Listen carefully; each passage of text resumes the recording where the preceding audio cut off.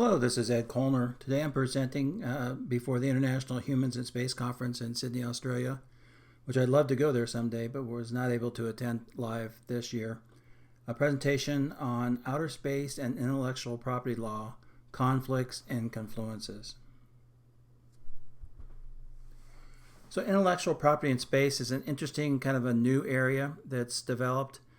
The conflict is kind of from OST, the Outer Space Treaty, Article 2, where subject to national appropriation by claim of sovereignty and by means of occupation, use, or by any other means is prohibited, right? Versus intellectual properties, which is rights that are registered and granted by a sovereign authority. So there appears to be a conflict there when you just read it from that standpoint. So let's look at intellectual property in space and explore the dynamics of divergent ambitions of IP rights and the need to expand space law. What is the environment for IP relating to outer space? The challenges are registration, patent or trademark prosecution, jurisdiction, who has jurisdiction, the granting rights, is it a sovereign like the US or the EU, or is it something different? The time or protection for the time period of either the patent or the trademark. What are the disclosure requirements? The governing agency for enforcement of infringement claims. So the challenge is to create a galactic or universal IP system where corporate profit under the IP protection and global benefit can coexist peacefully. Some of my favorite exploration quotes for space. The first one from John Kennedy. The exploration of space will go ahead whether we join it or not, and it is one of the great adventures of all time. And no nation which expects to be a leader of other nations can expect to stay behind in the race for space.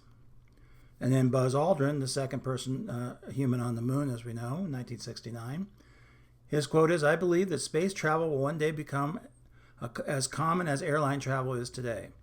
I am convinced, however, that the future of space travel does not lie with government agencies.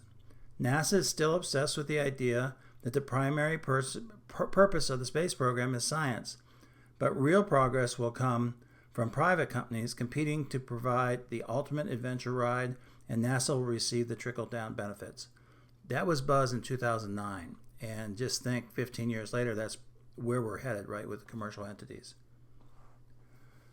On the other side, let's look at some patent system quotes, which I thought were interesting. Dr. Stephen Hawking, of course, a very famous astrophysicist. "We think we have solved the mystery of creation. Maybe we should patent the universe and charge everyone royalties for their existence." A little tongue-in-cheek, but I like that quote. And then our president, 16th president, Abraham Lincoln, who talked about he's actually the only president to ever hold a patent in the United States. Patent laws began in England in 1624, and in this country, with the adoption of our Constitution before then, any man might instantly use that of another man's invention, so the inventor had no special advantage from his own invention. The patent system changed this, secured to the inventor for a limited time the exclusive use of his invention, and thereby added the fuel of interest in the fire of genius in the discovery and production of new and useful things.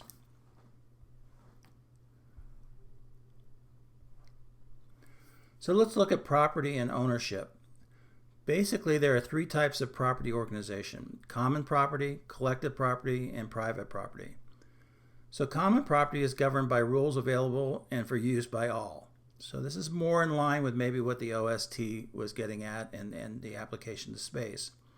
The next level is collective property, where a community determines how resources are used. And the third is private property, where property rules are organized for contested resources assigned to individuals who are given control over that property and what can be done with it. That is specifically where IP, patents, trademarks, and copyrights would fall into. So space law and IP rights. Common property, as we mentioned, under Article 2 versus private property under IP rights. But these two concepts are not mutually exclusive. There's a relationship between jurisdiction, sovereignty, property rights, beyond the boundaries of the current countries or sovereign nations. Example is, of course, space. With the expansion of commercial activities in space, how do we resolve outer space as the providence of all mankind while maintaining incentives for innovation by the IP system with financial incentives and certainty for inventors and investors? As we all know, the global space economy is growing. In 2022, in a study by the Science Foundation, the global economy for space is at $447 billion in a global sense, a 4.4 increase over 2019, with commercial spending economy up 6.6% and government spending actually down 1.2%. And the pie on the left-hand side talks a little bit more about where that money is going to. Commercial space products are the blue. That's the biggest part of the pie, almost 50%. Commercial infrastructure and supports industries, 30%. 11% is the U.S. government space budgets, and 38.4 billion, or 8.6%, is non-U.S. government budgets. So as we can see, there's a lot more going on in the commercial space right now, as opposed to strictly based on the sovereign nations or things like NASA and other space agencies. What about patent rights in space? So thinking about it, there's probably 5, maybe more categories of patentable inventions relevant to outer space. So inventions made on Earth for space applications, inventions made on Earth for terrestrial applications as a result of space activities like telecommunications, inventions made in outer space for terrestrial applications, inventions made in outer space for space applications, and then inventions on Earth patented for space applications used in outer space. The inventions conceived in space create a problem for sovereign jurisdiction that would typically define an applicable patent law. So if a patent was registered in the United States versus the EU versus China or Japan. The World Intellectual Property Organization conveys that IP relating to outer space is not totally different than that of other novel areas of technology. The IP community, in a relatively nascent framework of space law, strict guidelines as to how IP will be protected beyond Earth do not quite exist at this point. So moving forward in space, although the WIPO, the World Intellectual Property Organization, believes the current patent offices are sufficient to cover outer space creations, what about the lack of harmonization of national legislation with the absence of international patent enforcement? Those are particular issues related to space, i.e. or e.g. control and enforcement. The International Space Station took a unique look at IP, and as they set their agreement in place, if an invention was developed in or using an IHS physical element, then the IP was governed by the laws of that of the element's contributing nation. So if it was done on the U.S. side, that was a U.S. intellectual property. If it was done on the Russian side, it was Russian intellectual property. But moving forward into space, as we grow this space economy, issues include space ventures are multinational, and joint international ownership of patents and copyrights are largely unaddressed. Licensing information and confidentiality within contract provisions, alas, another area of law requiring interpretation. So if you rely on a contract for IP, then what state would govern, right? Would it be United States law or some other type of law? Enforcement of intellectual property rights is not uniform, so the Judgments Convention excluded intellectual property from the uniform recognition and enforcement. Space law, like space law, the international patent framework is governed by a series of international agreements and treaties. So these treaties provide standards for international IP protection, streamline national patent application processes, and create an international IP right of enforcement. The PCT, or the Patent Cooperation Treaty of 1970, administered by the World Intellectual Property Organization, streamlines the process for international patent protection by enabling public access to the technical information of inventions. And in 2021, there were 155 PCT contracting nations, so a good chunk of the world. And then on the other side, you have the World Trade Organization that is in place to promote trade, of course. They enacted something called the TRIPS Agreement in 1995, creating a minimum standard for protection of IP rights. This TRIP agreement also includes some instances of mandatory licensing, being used primarily today in the global arena as far as drugs and medications.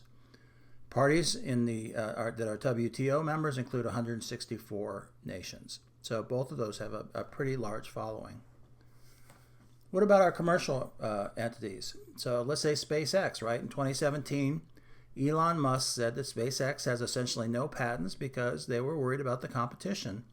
And they had limited respect, or they thought that someone like China might have limited respect for patents and might try to rip off their disclosed patented technology. But although it looks like he's kind of changed their mind on that a little bit, because as of 2019, SpaceX had patent portfolio of 72 patents related to space-related technologies and growing. Their competitor with Mr. Bezos is Blue Origin. Blue Origin has 66 patents globally belonging to 25 unique patent families. Blue Origin has filed patents in the US, Russia, the EU, Japan, India, and Kazakhstan. Global space-related patent activity. So the Canadian IP Office report shows that the global patent filing in the space sector has consistently grown over the last 40 years, which was what we would expect, with the number of annual patent inventions now more than 20 times greater than it was in 1978, rising from 320 to 6,419. Where is that patent activity taking place? Well, as you can see from the pie chart, 38% was in the US, 19% in China, 10% in Japan, 9% in Germany, 8% France, South Korea 5%, Russia 5%, UK 2%, Canada 1%, and Italy 1%, and then 4% all others. So yeah, it looks like what you would think kind of the larger countries that are in space, like the US, China, Japan, Germany, and the European Union basically, are taking the lead on patent activity for space-related inventions. One interesting patent strategy is NASA. NASA has a unique strategy focused on promoting development and access rather than excluding others from making or using their patented technology. So currently NASA has over 2,660 patents globally. But their patent program has released nearly 100 patented technologies into the public domain for use by all. In an ideal world, all areas that touch space exploration would be equally accessible and usable for every person in the world. But without patent protection, space research and exploration would decrease, and there would be no person or country that would potentially receive benefits from outer space. What about space jurisdiction within WIPO, the World Intellectual Property Organization? Space is not its own jurisdiction for IP law. IP assets owners must rely on the laws of the country of registration. So WIPO proposed a uniform patent law or space patent jurisdiction, establishing space as its own territory and a separate jurisdiction to create and enforce patents. Inventors would file one patent application universally enforceable and protectable throughout space. This is just what they proposed.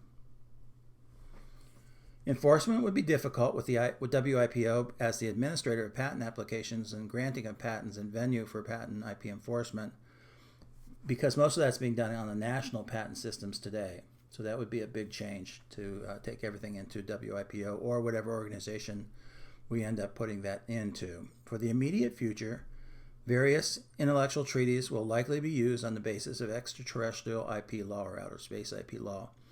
The Patent Cooperation Treaty that we talked about, the PCT, the Berne Convention, TRIPS, which is actually the trade-related aspects of IP rights. Through these agreements, they can serve as a suitable launching pad.